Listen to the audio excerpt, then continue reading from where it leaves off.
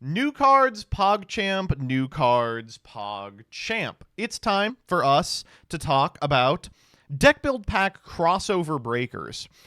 So the deck build pack crossover breakers lets you construct a deck with the included cards. It's the new deck build pack. What do you think is going to be in crossover breakers? I'm thinking the retrain of Nobleman of Crossout. I'm thinking the retrain of Linkcross. I'm thinking the retrain of Breaker the Magical Warrior. I'm thinking the retrain of, I don't know. What's the crossover? Vanguard, Magic the Gathering, and One Piece. Oh, it would be really cool if it was like other IPs crossing over with Yu-Gi-Oh. What do you think are the most likely IPs that would cross over with Yu-Gi-Oh? Pokemon, Magic the Gathering, Flesh and Blood, right? No, it would be like Konami products, right? Castlevania, Wicked, apparently. FNAF. Oh man, I would like it to be FNAF, but of course I just heard that Five Nights at Freddy's is going to be five pronouns at Freddy's, and they're going instead of serving pizza. Here we go. Instead of serving pizza, they now just serve cunt. Anyway, next up. I'll finish you in a bit with big booty sucking be back sight. All right. Each time the card effect of a card other than BBS big back sight is activated, you can place one access counter on this card. Monsters on your field gain 100 attack for each access counter on this card. If an access counter is placed on this card and the number of access counters reaches 10, you can return this card to the hand and set a continuous trap directly from your deck with an effect that special summons a monster, and the card set by this effect can be activated. What are we thinking here? This one's strange. What it's meant to get is you're finished, and the concept, I imagine, is that if it gets to 10, You're Finished is also online and just wins you the game. But this is a little different in that it can be triggered on your turn because it's a spell card. So you can get to like 9, and then your opponent's first effect enables you to trigger it and set a card, but getting You're Finished there sucks because only one card effect has been activated. So instead, I think we need to look at other cards that special summon themselves, or include an effect that special summons itself as a monster. And unfortunately, there are just not very many good ones. There's Statue of Anguish pattern, I guess. There's the Tiki Soul, the Tiki Curse. The new Apophis is like okay, I guess. Azurune's not bad. Azurune's like the new gold standard for what a trap monster has to even be considered remotely playable. There is another one coming out in info, so maybe that is going to help, but it's not even a soft once per turn. You can just keep setting. Well, it goes back to your hand. FTK.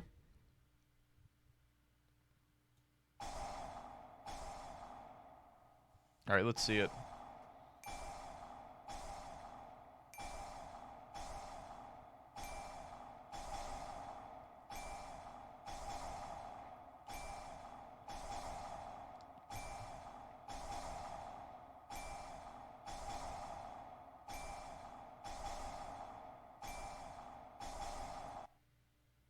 This is the funniest thing you could do, which is there's a significant amount of effects that just activate infinitely, but don't accomplish anything, that let you fire it a million times. But in order to do what exactly? Oh!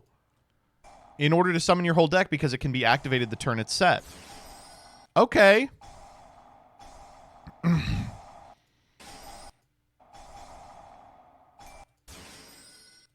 Okay.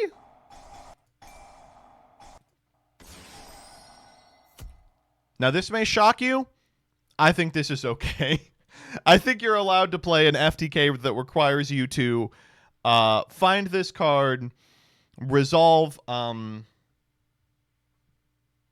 Pendulum Call, and also have in your deck 10 billion bricks. I think that's okay. I think that's a Garnet ratio I'm comfortable with.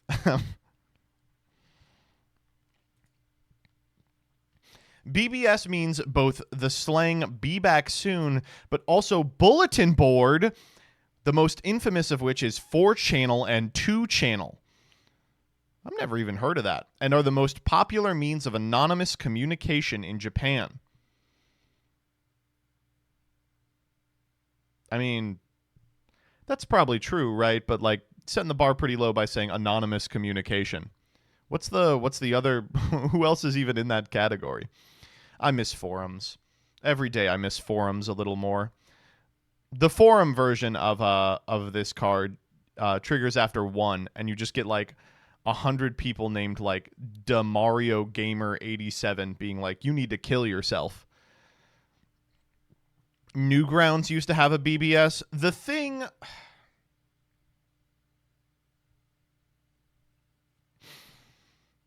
I liked Newgrounds growing up, but they wanted to be cool so badly, and they just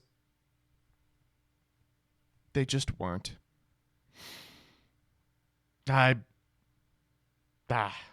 Next up.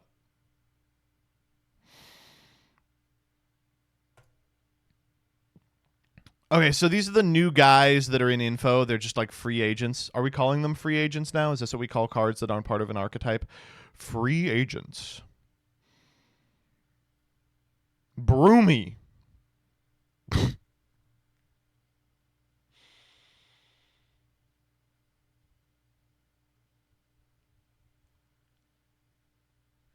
Okay. You can only use this card's name as an effect once per turn. Cannot be used as synchro material except for the synchro of a level 8 or lower monster.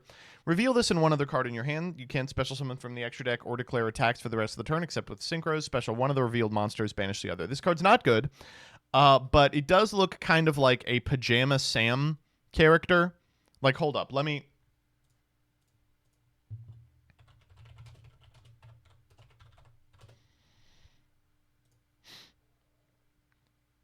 Tell me, like... Tell me these two are different characters, right? This is kind of like the same guy twice. Vaguely smug, inanimate object given life and a personality. Like he could show up in a humongous entertainment game and everyone would be like, yeah, that's just Broomy. All right, next up we have Menko Mori. All right, Menko is a Japanese children's game where square cards are thrown on the ground to try and flip other cards already on the ground over. We're going to name this card... Komoria's Bat. We're going to name this card Can't Sleep a Tiddlywink. I think that's the closest analog we have. Flip Bat. Okay, I hope we're not naming it Flip Bat. Up to thrice per turn, if your opponent normal or special summons a monster, you can target one of them. Toss a coin. It's peak. It's peak. It's peak. And if it's heads, change that monster to face up attack position. And if it's tails, change it to face down defense position. And then once per turn, if a monster is flipped face up or a face up monster is changed to face down, you can target one of them, switch. This one is almost good.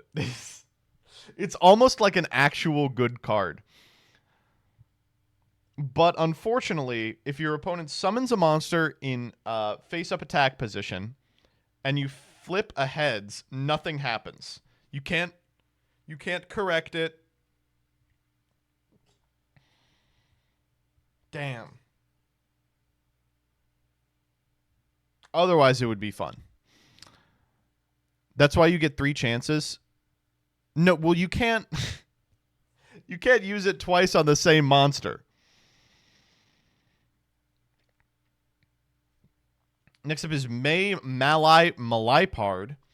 If this card is the only card in your hand, you can special summon it. If special summoned by its first effect, its attack becomes 25 until the end of your opponent's turn. What? If this card battles an opponent's monster, you take the battle damage they would have taken, and if you take damage from a battle involving this card, change its attack to 0. Then if you have 2,000 or less attack, its attack becomes 5,000. A lot of words on this card. I don't really understand why. I'm sure it's some sort of joke I'm not getting that works in Japanese. This is a wordplay on the May blues, a Japanese malaise affecting people in May who have started a new life, such as a new year in school or a job. They get depressed or anxious. What are we calling this card? I think... So... Fac Pillar? Okay, that's good. Depression Dog. Tired Tiger. Seasonal Depresslian. That's it.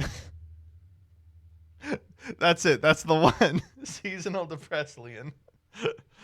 Oh, man. Okay. Next up is Trap Gatherer.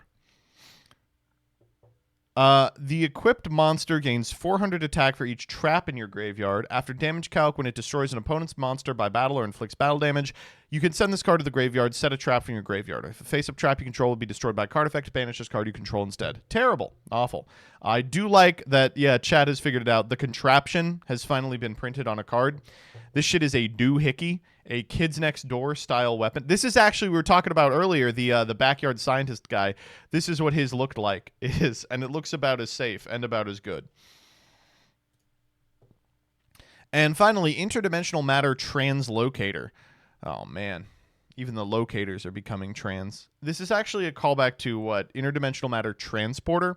One of those cards that, like, reads like it's in Magic the Gathering, if you've ever seen it. I tried to break the shit out of that card back in the day. It banishes a card you control until the next turn, so you can use it to, like, skip detrimental end phase triggers. Ugh. I did so much stupid shit with that card back in the day. There's a significant amount of cards that read like that, or read like Donate, where you're just like, oh yeah, I'm doing something heinous with this. All right, next up. You can target a monster on the field, banish it, then return it to the field. If your opponent activates a card effect, target a face-up monster whose effects are negated, banish it, then return it to the field. And then before resolving an opponent's card effect that targets this face-up card, banish this card until the end phase of the next turn. This is a cool card. It is not good. So it, as an ignition, ports out one of your guys.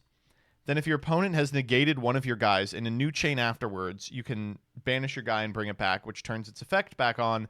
But of course, they just negated the effect, and it's probably a hard once per turn. And then if your opponent tries to kill this, then it blinks itself. I do like how they had to word it so that a spell card has a quick effect here. Before resolving an opponent's card effect that targets this face-up card, banish this card until the end phase of the next turn. It can't activate. It's very funny. But I don't think this is going to do anything, of course. Blink Baron? Oh. You guys know Blink Baron doesn't work, by the way. I hate to be the person and break the news to you, and I guess it doesn't matter because it's banned.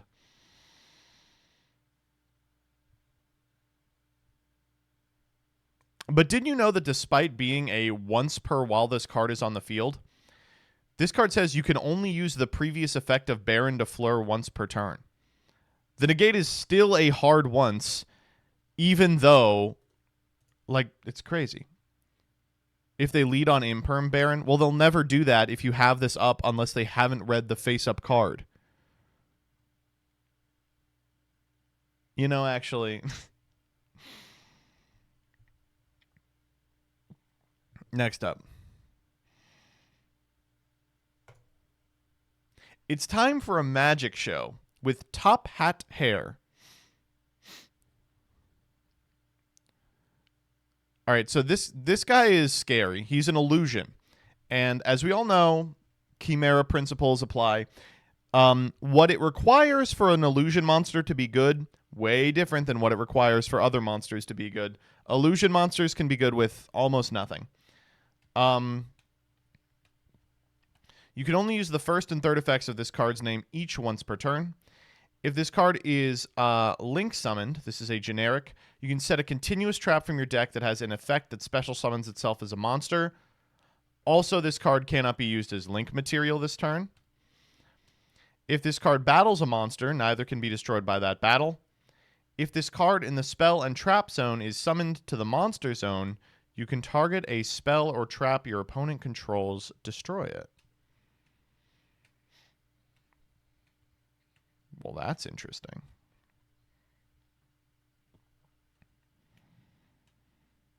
Is this what it's going to take for us to finally play the continuous? I mean, this is about as good as it gets in terms of continuous trap support. Generic guy who sets one from deck and has incidental synergy.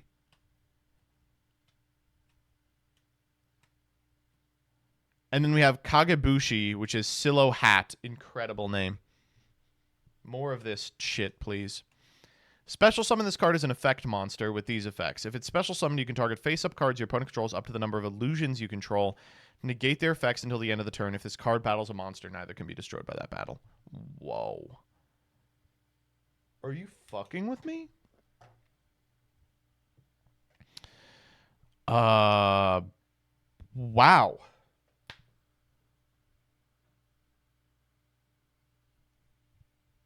So,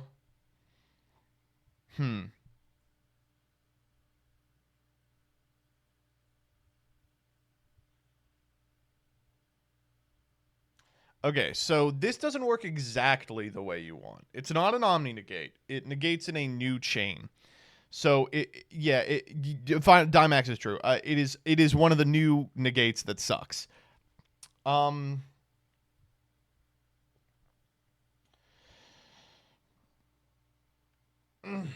yeah, I guess we probably shouldn't be talking this without the context of the Apophis from Photon Hypernova. Fuck off. So Apophis, the swamp deity, says during the main phase, special summon this card as a normal monster, 2K22. Then you can negate the effects of face-up cards your opponent controls up to the number of other continuous traps you control until the end of the turn. This is a negate that does work the way you want, but requires other guys to exist.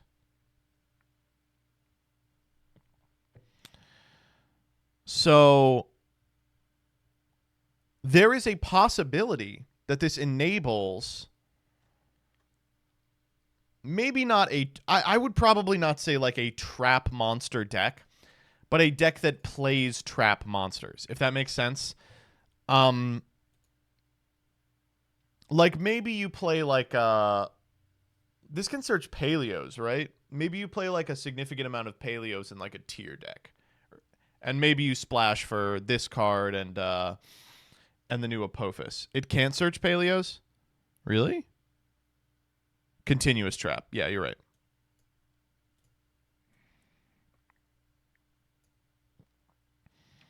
And then the last card is a Azurune.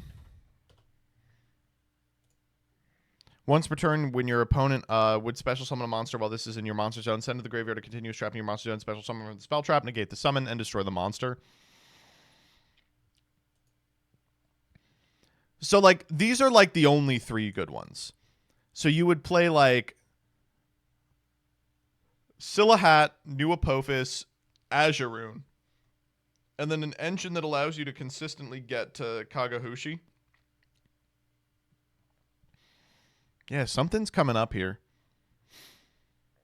And notably, I think this card, Top Hat Hair, is worth considering in every deck. Like, if you're just, like, it's a generic. There's a lot of decks, Snake Eyes, for instance, that just go through a generic on their way to their end board. And if it can convert to something that sort of interacts with an opponent, here's Silohat, especially out of the board, it's great to just beat cards that are brought in to beat you. It, like, this card could theoretically trade for Floodgates. I don't know, man.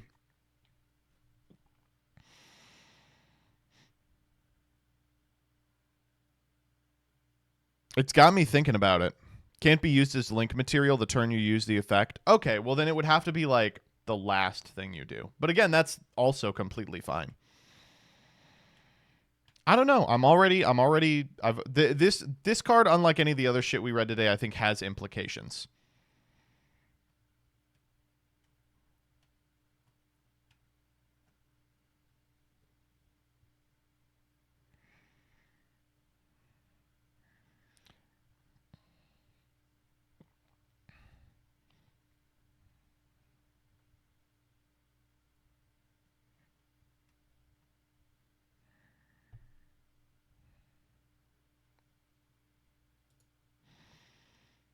Can you turn...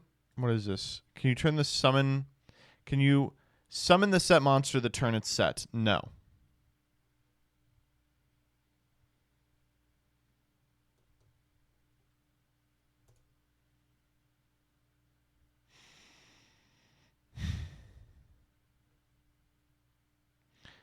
This card in Snake Eye is very funny because summoning the Snake Eyes from the spell trap zone does trigger the last effect. Oh, I thought it said if this card in the spell trap zone. What the fuck? That's funny. That's so funny.